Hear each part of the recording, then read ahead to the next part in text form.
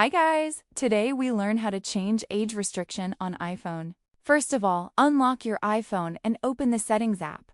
Once you open it, you'll see many options inside. Just stay focused because all age restriction controls are inside Screen Time settings.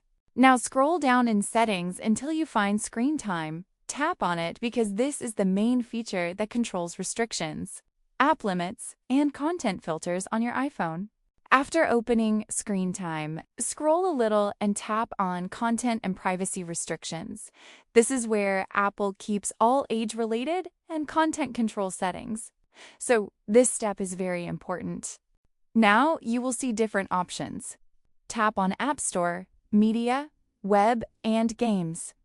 This section controls what type of apps, games, and content are allowed based on age limits. Inside this menu, scroll down and tap on APS.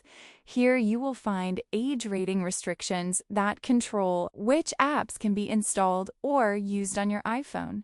Now you will see different age rating options like 4+, 9+, 12+, or 17+.